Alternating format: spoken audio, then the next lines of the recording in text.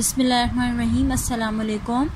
So previously we have done exercise 2.1 till 4 and in today's class we are going to start exercise 2.5. All of you can see the radicals over here. First of all let me tell you what is radical. ये जितने आपको root के science बने आ रहे हैं ये सब क्या कहलाते हैं, रेडिकेंट कहलाते हैं. ठीक है, all these are the radicands. ठीक है, अब इनको सॉल्व कैसे करना है, इन सब क्वेश्चंस को, इन सबको हमने सिंप्लीफाई करना है. These are very easy questions.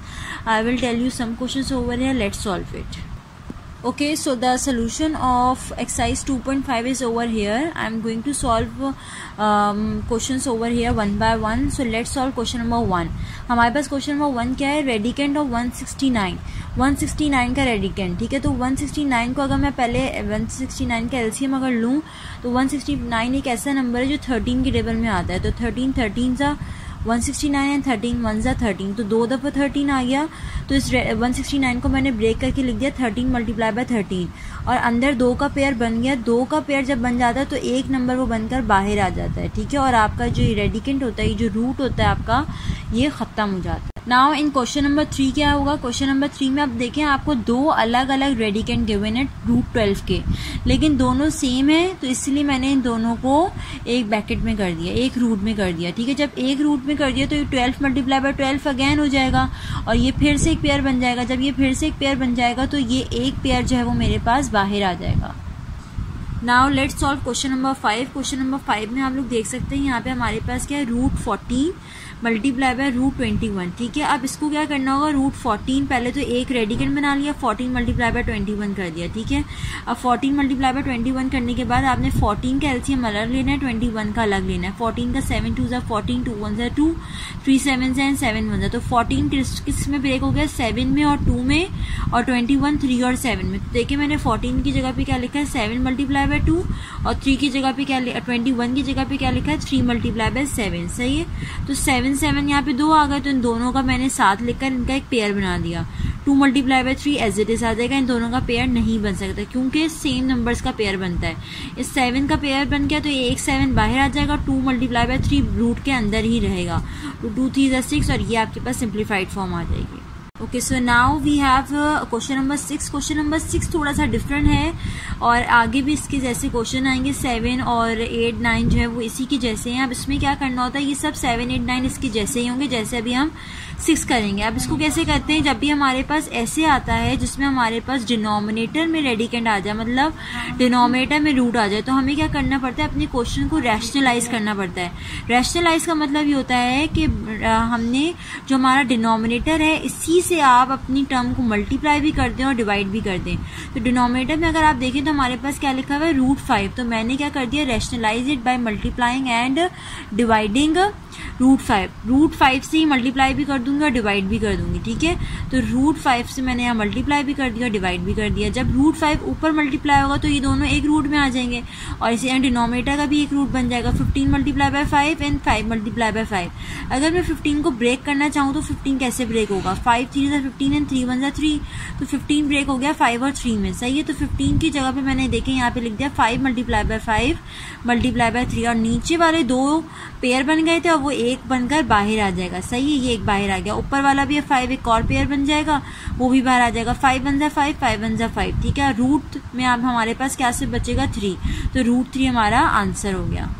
Okay, so now move towards question number 8. Question number 8 में भी हमने वैसे ही करना होगा. देखें आपके पास यहाँ पे डिनोमिनेटर में क्या लिखा हुआ है, रूट 18. ठीक है, तो रूट 18 डन. कभी भी याद रखिएगा डिनोमिनेटर में हम कभी भी इस रूट को नहीं रहने देते. हम कोशिश करते हैं इस रेडिकेंट को हम हमेशा ख़त्म कर दें. ठीक है, तो हम उसको कैसे ख़त्म करेंगे, हम रैशनलाइज करते हैं. अगैन रूट 18 है तो जो चीज़ नीचे ही है उसी को मल्टीप्लाई एंड डिवाइड कर दिया. जब मल्टीप्लाई एंड डिवाइड आपने इसको उससे कर दिया तो आपके पास क्या आ जाएगा, ऊपर देखें 18 मल्टीप्लाई बाय रूट 18 हो गया. डिनोमिनेटर में क्या आ जाएगा, दोनों का रूट 18 एक तरफ आ जाएगा. ठीक है, दोनों का जब रूट 18 एक ही रूट में आ जाएगा तो हमारे पास क्या हो जाएगा, ये दोनों एक पेयर बना लेंगे और नीचे वाला बाहर आ जाएगा. सही है, ऊपर ऑलरेडी 18 था तो 18 18 था, ये दोनों कैंसिल हो गए. हमारे पास क्या बचा, सिर्फ root 18. Now moving towards question number 10. Question number 10 में हमारे पास क्या है, क्वेश्चन नंबर 10 11 12 एक ही मेथड से होंगे. ठीक है, अब 10 में क्या करना है आपने, 3√5 प्लस 8√5। अब इसको सिंप्लीफाई करना है। अब आप यहाँ पे देख सकते हैं आपके पास दो टर्म्स हैं, ठीक है, और इन दोनों टर्म में क्या कॉमन है, √5, ठीक है। तो आपने क्या ले लिया, इन दोनों टर्म से √5 को कॉमन ले लिया, ठीक है। जब आप पहली टर्म से √5 को कॉमन लेंगे तो आपके पास क्या बचेगा, 3 आ गया। दूसरी टर्म से √5 को कॉमन लिया, फिर क्या बचा, 8, 3 + 8 11, तो 11 आप पहले लिख दें, 11√5। तो यहाँ पे हमारी एक्सरसाइज 2.5 डन हो गई। So we have done exercise 2.5. Now we are going to start exercise 2.6. अब 2.6 में क्या है, all of you can see over here, हमें क्या निकालना है, write down the radicand and the index for the following। अब radicand क्या होता है और इंडेक्स क्या होता है, ठीक है। radicand का वर्ड अभी मैं थोड़ी देर पहले भी यूज़ करी थी। अब मैं आपको बता दूंगी कुछ क्वेश्चंस को सॉल्व करके कि कैसे क्या होता है, radicand क्या होता है, इंडेक्स क्या होता है। साथ ही क्वेश्चन इसको भी देख लें, सिंप्लीफाई द फॉलोइंग। इन सारे क्वेश्चन को हमने सिंप्लीफाई करना है जितने पॉसिबल हो सकते हैं। तो let's do it. So here we have exercise 2.6। अब एक्सरसाइज 2.6 में हमारा क्वेश्चन नंबर 1 से लेकर 5 तक क्या था, हमें ये बताना था कि रेडिकेंड क्या होता है और इंडेक्स क्या होता है, ठीक है। तो रेडिकेंड कहते हैं बेटा जो अंदर रूट के अंदर जो वैल्यू होती है ना उसको रेडिकेंड कहते हैं, और इस रूट को क्या कहते हैं, रेडिकल कहते हैं, और इस रूट की जो बाहर ऊपर लिखा होता है उसको क्या कहते हैं, इंडेक्स, ठीक है। तो याद रखें जो भी बाहर लिखा होता है वो इंडेक्स होता है और अंदर वाली टर्म रेडिकेंड होती है। तो इस तरह यहाँ पे अंदर क्या टर्म है 35, तो वो रेडिकेंड हो गया, और बाहर क्या है 4, तो वो इंडेक्स हो गया। सेम यहाँ पर भी हमारे पास यही होगा, ठीक है। जो 3xyz/ut है ये आपका रेडिकेंड हो जाएगा, और जो 5 बाहर लिखा हुआ है ये आपका इंडेक्स हो जाएगा। Now let's move towards question number 6। Question number 6 को आपने सिंप्लीफाई करना है। Now all of you can see over here कि हमारे पास इस रेडिकल के ऊपर क्या लिखा हुआ है, 3, ठीक है, 3 और अंदर क्या है 27। तो अब मैं क्या करूंगी, अब मैं 27 को, अच्छा इस जो 3 को अगर मैं रेडिकल को हटाना चाहूँ, इस साइन को अगर रूट को मैं अगर हटाना चाहूँ तो मैं क्या लिखूंगी, 3 है ये, अब 3 से क्या हो जाएगा 1/3। जब रेडिकल ये हटेगा तो ये क्या हो जाएगा 1/3। अब क्या है बाहर 3 है ना, तो अब मैं अंदर जो है 27 का कुछ ऐसा करूं कि 27 को ऐसे नंबर से ब्रेक करूं कि वो जो पावर आए अंदर वो 3 आए। क्यों 3 आए, क्योंकि अंदर वाला 3 बाहर वाले 3 से कैंसिल हो जाएगा। अब 27 का जब मैंने एलसीएम लिया तो क्या आया मेरे पास, देखें यहाँ पे 3 9s are 27, 3 3s are and 3 1s are, ठीक है। तो मतलब 27 जो है वो 3 दफा 3 में ब्रेक हो गया। तो 27 को मैंने ऐसे लिख दिया 3 × 3 × 3। अब इसका क्या मतलब है, तीनों की बेसिस सेम है तो तीनों की पावर से ऐड हो जाएंगी, तो मतलब 3 का क्यूब है, यही बात हुई ना। 3 का क्यूब × 10, ऊपर क्या आ जाएगा, पावर बाहर क्या थी 1/3, बाहर का 3 और अंदर का 3 दोनों कैंसिल हो जाएंगे। आप देख सकते हैं जो अंदर वाला 3 है वो न्यूमिनेटर में लिखा हुआ है, मतलब अंदर वाला जो 3 है वो 3/1 है, और बाहर जो 3 लिखा हुआ है वो डिनोमिनेटर में लिखा हुआ है, ठीक है। एक ऊपर न्यूमिनेटर में और डिनोमिनेटर में, तो ये दोनों 3 कैंसिल हो जाएंगे, हमारे पास 3 की पावर क्या हो जाएगी 1। Okay, so now let's move towards question number 9। Question number 9 में भी हमने इसी को सॉल्व करना है, इसी को सिंप्लीफाई करना है। अब आप लोग देख सकते हैं कि हमारे पास 5/7 का स्क्वायर भी गिवन है और इसके ऊपर रेडिकल भी लगा हुआ है, ठीक है। जब इसके ऊपर रेडिकल लगा हुआ है तो इसका मतलब क्या हुआ, इस रेडिकल को जब यहाँ पे इंडेक्स नहीं होता कुछ, तो इसका मतलब ये होता है कि इस रेडिकल की क्या वैल्यू है 1/2, दैट इज स्टैंडर्ड। अब क्या हो जाएगा, जब ये रेडिकल हटेगा तो क्या आ जाएगा बाहर 1/2, 5/7 और 2 एज इट इज अंदर आ गया, और बाहर क्या आ गया 1/2। अब अंदर भी 2 है, बाहर भी डिनोमिनेटर में 2 है, मतलब ऊपर अंदर न्यूमिनेटर में 2 है, बाहर जो है डिनोमिनेटर में 2 है, तो ये दोनों 2 एक दूसरे से कैंसिल हो जाएंगे और आपके पास क्या आ जाएगा 5/7। Okay, now all of you can C question number 10 here also. Question number 10 में हमें क्या गिवन है, रूट के अंदर mn है, मतलब रेडिकेंड, और बाहर क्या है p, और फिर उसी के भी बाहर क्या है p। तो इस p को जब मैं ये रेडिकेंड जब यहाँ पे 3 होता था तो हम क्या करते थे 1/3। अब यहाँ p है तो क्या हो जाएगा ये 1/p, सही है। यहाँ पे जब 3 था तो हम क्या कर रहे थे 1/3 ना। अब यहाँ p आ गया तो p की जगह पे क्या कर देंगे 1/p, और इस रूट को हटा देंगे और अंदर वाली चीजें बिल्कुल एज इट इज रहेंगी, ठीक है। तो mn की पावर p, ये वाला p आ गया, सही है, ये p ये रहा। अब ये जो रूट हटा है इसकी वजह से क्या आ गया 1/p, तो ये p इस p से कैंसिल हो जाएगा और हमारे पास क्या आ जाएगा mn। Okay, so now move towards question number 14। Question number 14 में हमें क्या गिवन है देख सकते हैं आप लोग, एक रेडिकल गिवन है जिसकी यहाँ पे क्या लिखा हुआ है 3।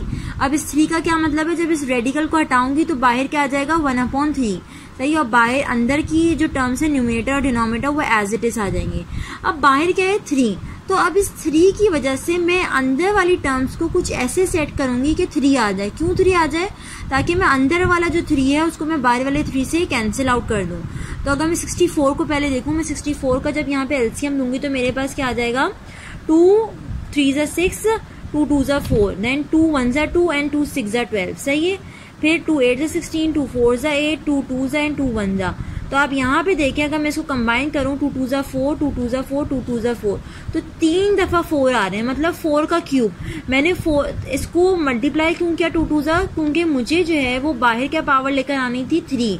अगर मैं 2 रखती तो 2 की यहाँ पावर क्या बनती 6, और मुझे 6 नहीं चाहिए, मुझे 3 चाहिए, सही है। तो इसीलिए मैंने इनको मल्टीप्लाई कर दिया। तो यहाँ पे क्या बन गया 4 4 एंड 4, सही है। तो मैं 64 की जगह पे अब क्या लिख सकती हूँ, 4 का cube a cube b9 upon 216। अब 216 भी किसका होता है, 6 का होता है, ठीक है। 6 36 ज़ा क्या होता है 216 एंड 6 6 ज़ा 36 एंड 6 1 ज़ा 6। ये देख सकते हैं आप लोग, यहाँ पर आ गया, ठीक है। तो यहाँ पे भी आप लोग देख सकते हैं कि 3 दफा 6 आ रहा है। 3 टाइम्स 6 आने का क्या मतलब है, 3 टाइम्स 6 आने का मतलब है 6 की पावर 3, सही है। तो यहाँ पे डिनोमिनेटर में भी देखें आपके पास क्या आ जाएगा 6 की पावर 3, और बाकी सब कुछ एज। अब जो ये हमारे पास बाहर 1/3 आ रहा है, ये 1/3 अंदर सबसे मल्टीप्लाई होगा, ठीक है, सबको मिलेगा। तो ये सबको जब मिलेगा तो हमारे पास क्या हो जाएगा 4 की पावर 3 ऑलरेडी थी, और इसके बाहर क्या आ गया 1/3। इस तरह a क्यूब था, इसके बाहर भी क्या आ गया 1/3, b9 था, इसके बाहर भी क्या आ गया 1/3। इस तरह डिनोमिनेटर में भी आ जाएगा। 3 3 जहाँ जहाँ सेम सेम है वहाँ कैंसिल हो जाएगा, लेकिन यहाँ पे देखें यहाँ 6 है, तो 3 1 ज़ा 3, 3 2 ज़ा 6। इसी तरह यहाँ पे भी देखें 3 1 ज़ा 3, 3 3 ज़ा 9, यहाँ पे भी देखें 3 1 ज़ा 3, 3 6 ज़ा 18, ठीक है। तो यहाँ पे जब सिंप्लीफाइड फॉर्म करेंगे तो हमारे पास इस तरह से आ जाएगा, सही है। और फिर 4/6 दोनों 2 के टेबल में आते हैं, तो इसको मैंने सिंप्लीफाई कर लिया, 2 2 ज़ा 4, 2 3 ज़ा 6, सही है। तो इस तरह से मेरे पास क्या हो गया 2/3 ab क्यूब और 3c square and d6। Okay students, now we are going to start exercise 2.7, ठीक है। 2.7 भी बहुत आसान है, इसमें आपने जस्ट सिंप्लीफिकेशन करनी है। जब आप अभी स्टार्ट करेंगे आपको बहुत ईजी लगेगी। Now let's start it. Okay, so first of all I am starting exercise 2.7 from question number 1. Question number 1 आप सब यहाँ पे देख सकते हैं क्या है हमारे पास 8 की पावर 1/3 मल्टीप्लाई बाय 36 की पावर 1/3 2। तो अब मैं 8 को कुछ इस तरह से सेट करूंगी कि अंदर क्या पावर आ जाए 3। तो 8 बेसिकली किसका क्यूब होता है 2 का क्यूब क्या होता है 8, ठीक है। तो 8 को मैं किस तरह से लिख दूंगी 2 का क्यूब। अब इसी तरह 36 को किस तरह से सेट करूंगी, बाहर क्या है 2, तो मैं 36 को इस तरह सेट करूंगी कि अंदर मेरे पास क्या आ जाए 2, सही है। अगर ऐसा पॉसिबल हो सकेगा तो आपने लाजमी ऐसा ही करना है। तो अंदर का 3 बाहर का 3 एक दूसरे से कैंसिल, अंदर का 2 बाहर का 2 एक दूसरे से कैंसिल। अब दोनों की पावर्स 1 1 हो गई, तो 2 6 ज़ा 12, सही है। Question number 3 is, question number 3 में आपको क्या गिवन है 256 अपॉन एक्स स्क्वायर की होल पावर 1/2। अब 256 को आपने इस तरह से ब्रेक करना है कि आपके पास 2 आ जाए, लेकिन अगर ऐसा नहीं हो रहा होगा तो सिंपल आपने एलसीएम लेना है इसका, ठीक है। आप यहाँ पे देख सकते हैं मैंने एलसीएम लिया हुआ है, ठीक है। 2 1 ज़ा 2, 2 2 ज़ा 4, 1 बच गया, 5 - 4 1 बच गया, तो 1 जो है वो 6 के पास कैरी हो जाएगा और 16 हो गया, 2 8 16। अब बाकी सब बहुत आसान है, you can do it by your self also. तो यहाँ पे अगर मैं 2 टोटल काउंट करूँ तो मेरे पास कितने 8 टाइम्स जो है वो 2 आ रहा है, तो मतलब 2 की पावर क्या हो जाएगी 8, ठीक है। और अपॉन में X square as it is आ गया, बाहर 1/2 आ गया। 1/2 8 को भी मिलेगा और 2 को भी मिलेगा, तो जब दोनों को मिलेगा तो ये वाला 2 8 से कैंसिल हो जाएगा, विच इज 2 1 ज़ा 2, 2 4 ज़ा 8, और ये वाला 2 तो इससे पूरा ही कैंसिल हो जाएगा। तो अपॉन में एक्स आ जाएगा, ऊपर क्या आ जाएगा 2 की पावर 4।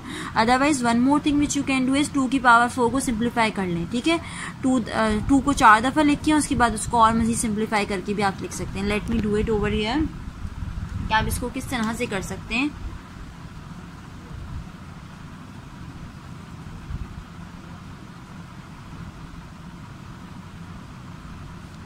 जब इसको सिंप्लीफाई करेंगे 2 2 ज़ा 4, 4 2 ज़ा 8, 8 2 ज़ा 16 upon x. Okay, so this is your answer.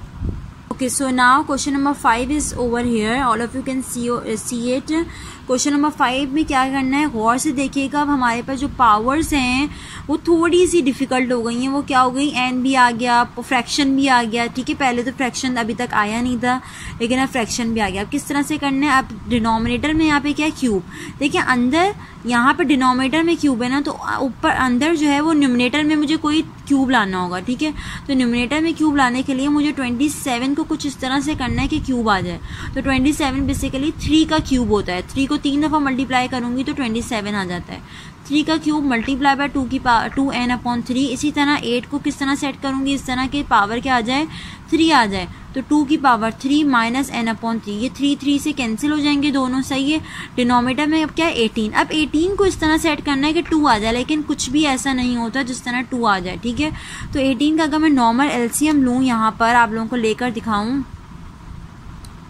ठीक है, 2 9 सा 18, 3 3 सा 3 1 सा. तो मैंने सिंपली यही काम किया यहाँ पे. सही है, 3 का मैंने बस क्या कर दिया है, 3 का स्क्वायर कर दिया है. सही है, तो 3 का स्क्वायर डिनोमिनेटर में आप देख सकते हैं. ठीक है, ये यहाँ पर 3 का स्क्वायर मल्टीप्लाई बाय 2. तो 18 को मैंने 3 का स्क्वायर मल्टीप्लाई बाय 2 में इस तरह ब्रेक किया. अब ये माइनस n/2 दोनों को मिलेगा. ठीक है, ये भी सिंप्लीफाई हो जाएंगे. सिंप्लीफाई होकर ये टर्म आ जाएगी, क्योंकि ये 3 कैंसिल, ये 3 कैंसिल. यहाँ न्यूमिनेटर में 2n बचा, यहाँ पे माइनस n बचा. सही है. अब अपॉन में क्या आ जाएगा, ये n/2 दोनों को मिलेगा. तो यहाँ पे जब मिलेगा तो ये दोनों कैंसिल हो जाएंगे और यहाँ पे बचेगा माइनस n. 3 की पावर माइनस n, यहाँ पे 2 की पावर माइनस n/2.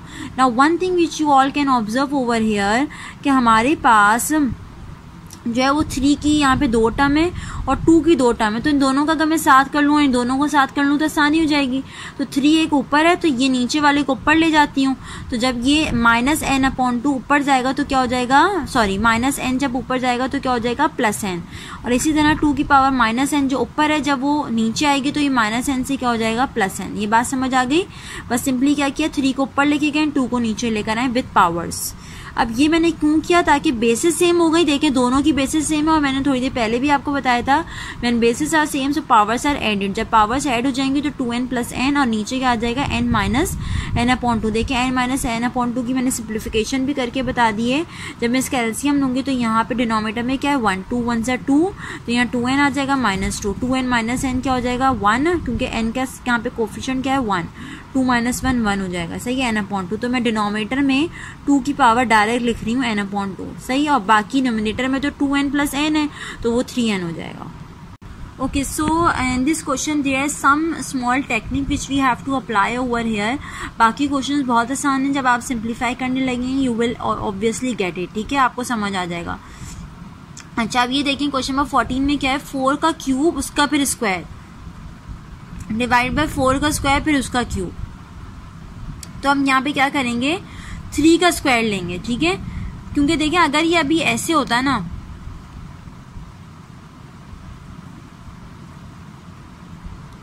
ये अगर ऐसे होता तो मैं क्या करती, 3 2 ज़ा 6 कर देती.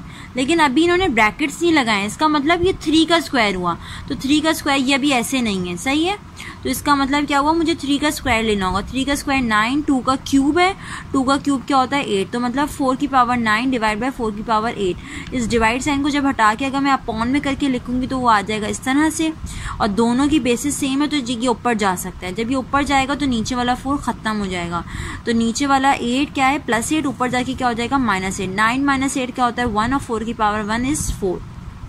Okay, so now here we have exercise 2.8. 2.8 में भी आप सब देख सकते हैं, यहाँ पर हमें डिनोमिनेटर्स में जो है वो रेडिकल्स गिवन है. रेडिकल्स जब डिनोमिनेटर में गिवन होते हैं तो हम क्या करते हैं, रैशनलाइज करते हैं, क्योंकि हम डिनोमिनेटर में रेडिकल्स को नहीं रहने देते. ठीक है, और इससे अच्छा इस एक्सरसाइज को करने से पहले मैं थोड़े से भी आपको फॉर्मूलाज ही बताऊंगी.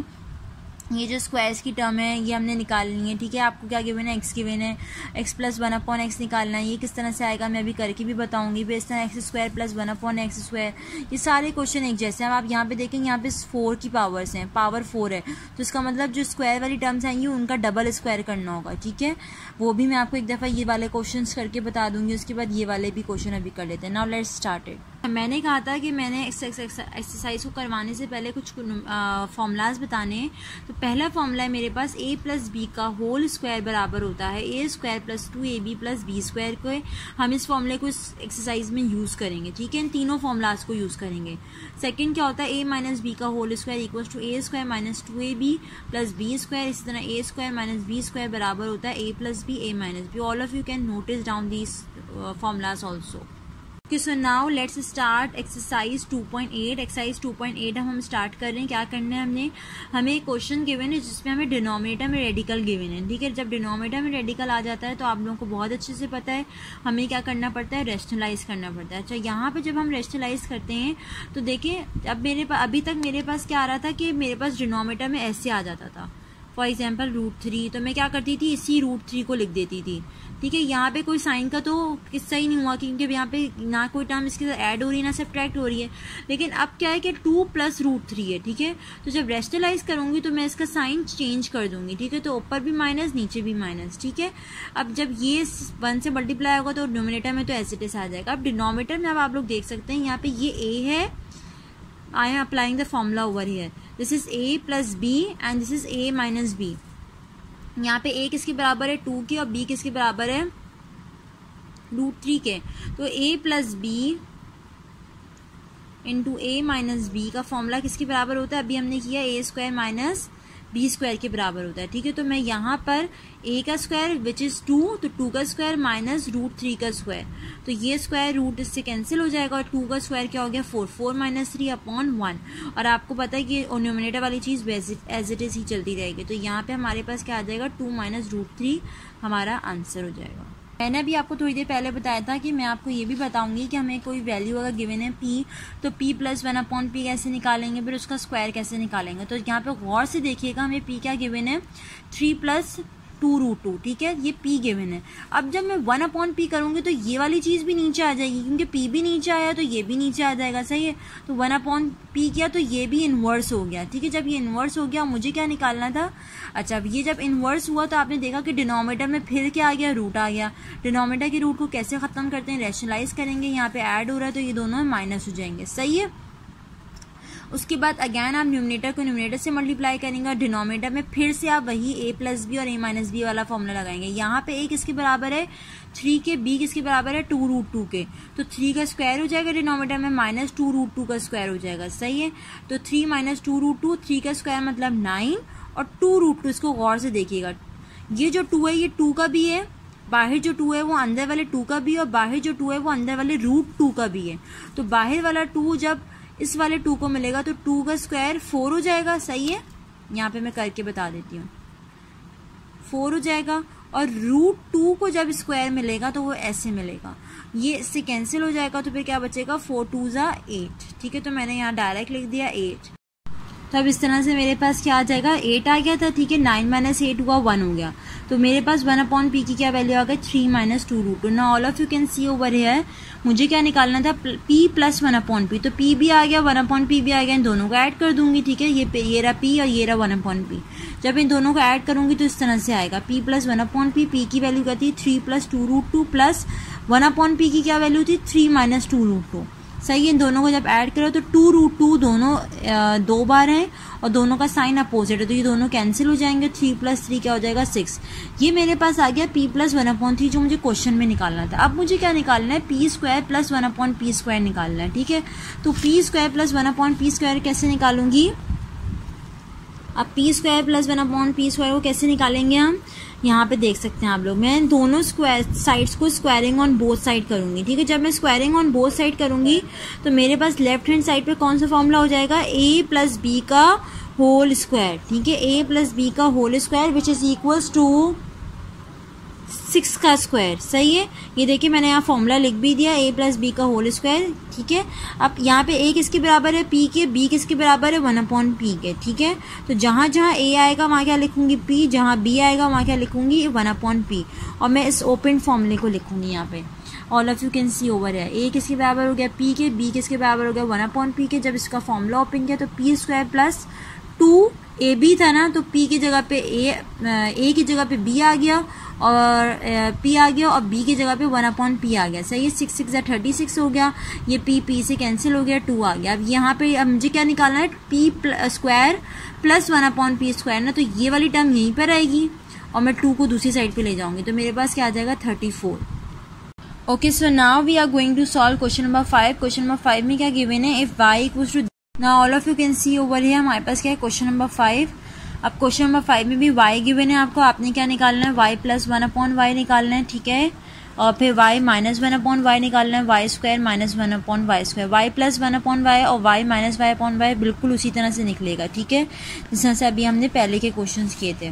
ना all of you can see over है हमारे पास यहाँ y गिवन है, ठीक है, 1/y इन्वर्स कर दिया, फिर अगैन रैशनलाइज कर दिया दोनों को, डिनोमिनेटर में a minus b a plus b का फॉर्मूला लगा दिया which is a square minus b square, तो रूट से और स्क्वायर कैंसिल हो गया, तो 5 माइनस 2 का स्क्वायर 4 हो गया, तो 5 माइनस 4 1 हो गया हमारे पास, ठीक है, ये 1/y आ गया और ये y है हमारे पास, ठीक है। अब इसको y प्लस 1/y कर देंगे, रूट 5 माइनस 2 दिस से आ जाएगा, तो 2 का साइन बिल्कुल चेंज है तो अपोजिट है, तो 2 2 से कैंसिल हो जाएगा, y प्लस 1/y आ जाएगा, y माइनस 1/y किस तरह से आएगा, रूट 5 माइनस 2 है आपके पास, माइनस साइन बाहर होगा, 1/y की वैल्यू पुट करेंगे विच इज रूट 5 प्लस 2, तो ये माइनस साइन दोनों से मल्टीप्लाई होगा, जब दोनों से मल्टीप्लाई होगा तो दोनों के साइन चेंज हो जाएंगे और रूट 5 कैंसिल हो जाएगा, क्योंकि एक दफ़ा रूट 5 प्लस में दूसरी दफ़ा माइनस में, और माइनस टू क्या हो जाएगा -4, ये आपके पास आ गया y माइनस 1/y। आपने दूसरी चीज़ क्या निकालनी थी, y square minus 1/y square निकालना था ना।